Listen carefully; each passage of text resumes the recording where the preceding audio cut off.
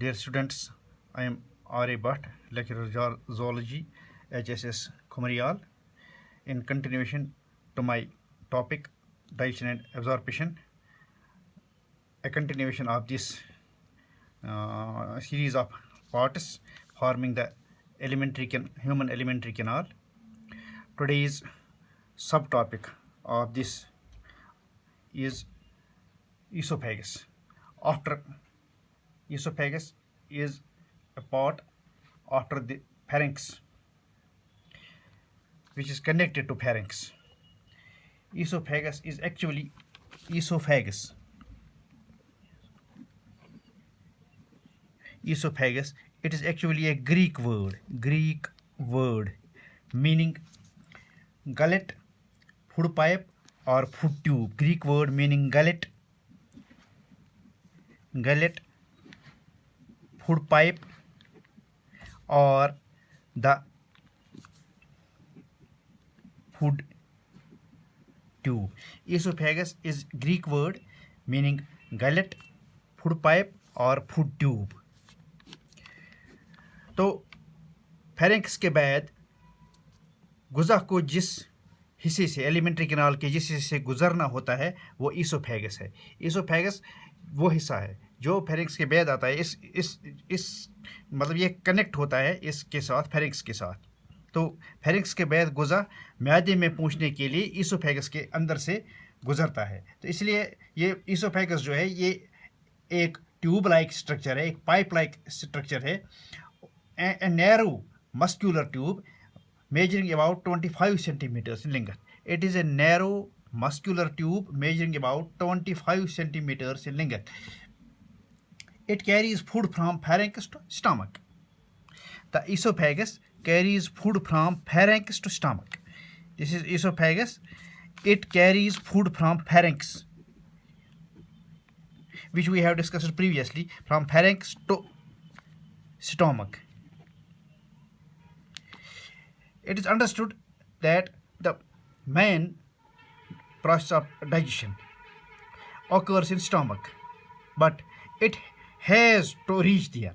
The food has to reach there, for which it has a pathway, it has a passage, and that passage after buccal cavity there is pharynx, and after pharynx there is esophagus.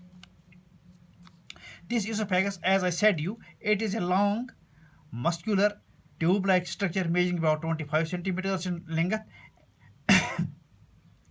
It passes through neck and thorax behind trachea. Esophagus passes through neck and thorax. Thorax, you know, the chest. जिसे chest हम कहते हैं, इसे हम science में कहते हैं thorax. It is a rib cage. Internally, the esophagus passes through this thorax, neck, after neck through thorax, and then reaches the stomach. So we say it passes through neck and thorax behind trachea and enters abdomen after piercing diaphragm. क्योंकि stomach जो है, it is located inside the abdomen, so we say that it enters the abdomen after piercing the diaphragm. तो diaphragm जो है पूरा ये हिस्सा, सामने वाला हिस्सा जो है हमारी बॉडी का, this we call as, this portion we call as diaphragm, externally or outside. Internally there lies the stomach. Mucosa possesses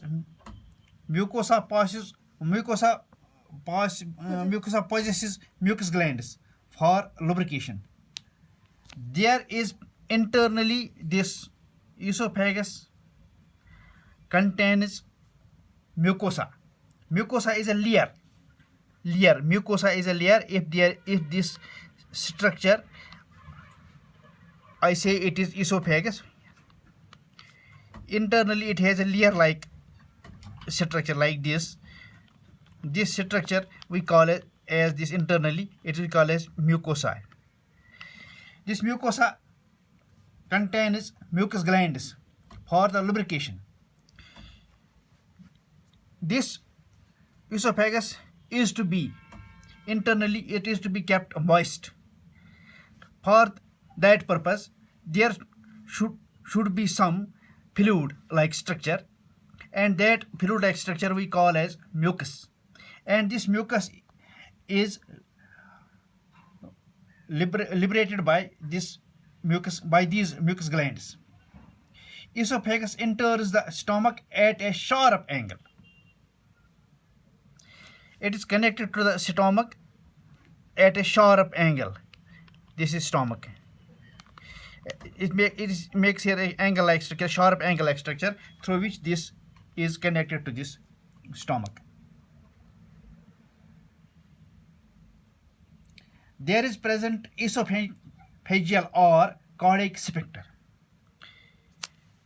When esophagus is connected to the stomach, the position, the particular space where this esophagus is connected to the stomach, there is present a esophageal or choric sphincter. There is a sphincter like structure.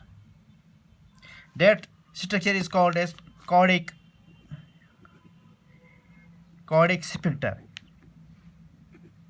Choric sphincter, which this choric sphincter prevents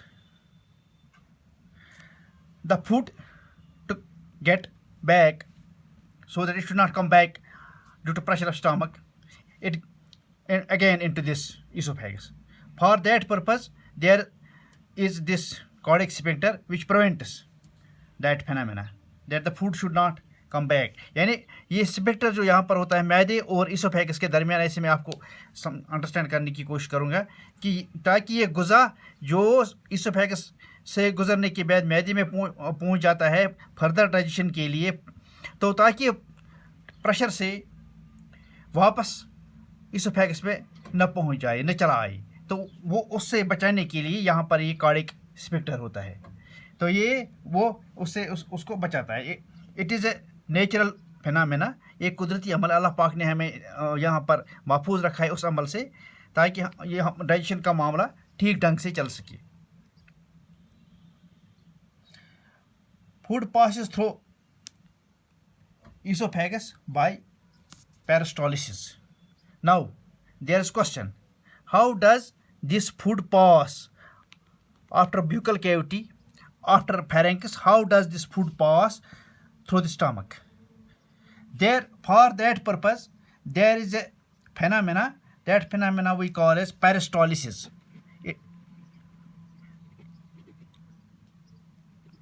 Peristalsis or peristaltic moments.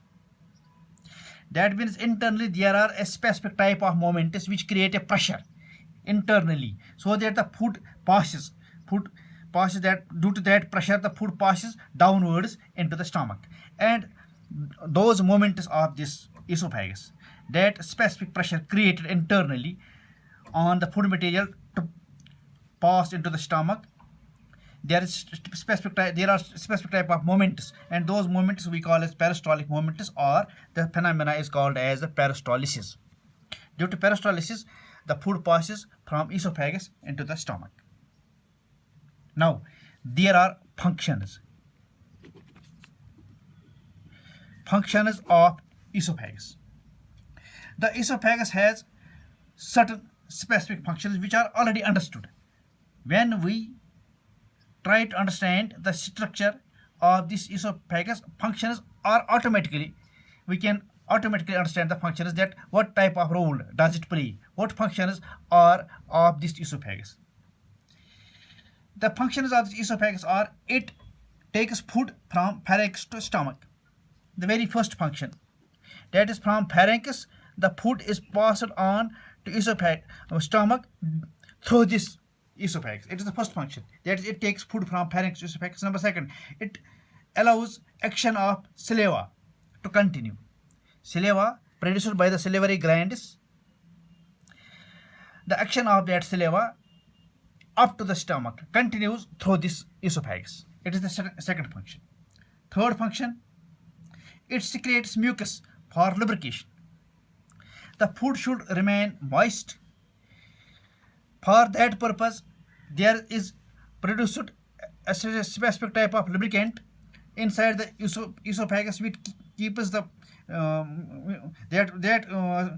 that specific substance we call as mucus, and that mucus is liberated inside this esophagus.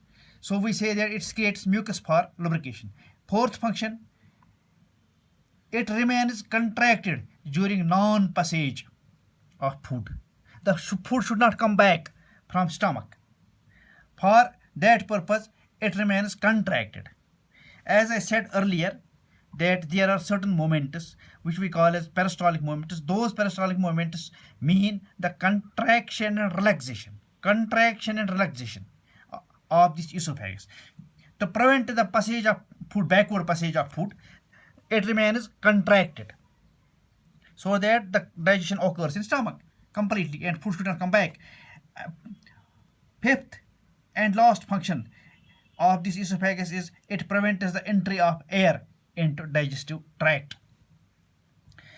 When we consume the food, there is side by side breathing as well. So the air and this food material both should not pass into the stomach.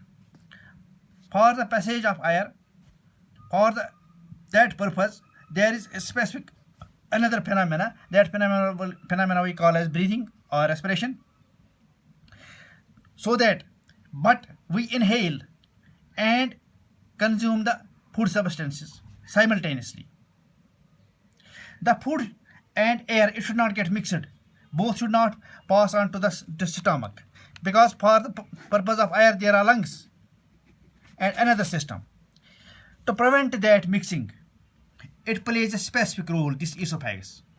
So we say that it prevents the entry of the air into digestive tract. With this, I close this today's lecture. It comes to an end. If there is any question, any doubt, you can ask to me when we meet, inshallah, due to grace of Almighty Allah. Next, after esophagus, there is stomach. That will be another lecture, inshallah, due to grace of Almighty God. Tomorrow, inshallah, due to Almighty Allah, when He permits. Next, inshallah, that I will take up that. But today I conclude it. Thanks to all of you. Stay home, stay safe.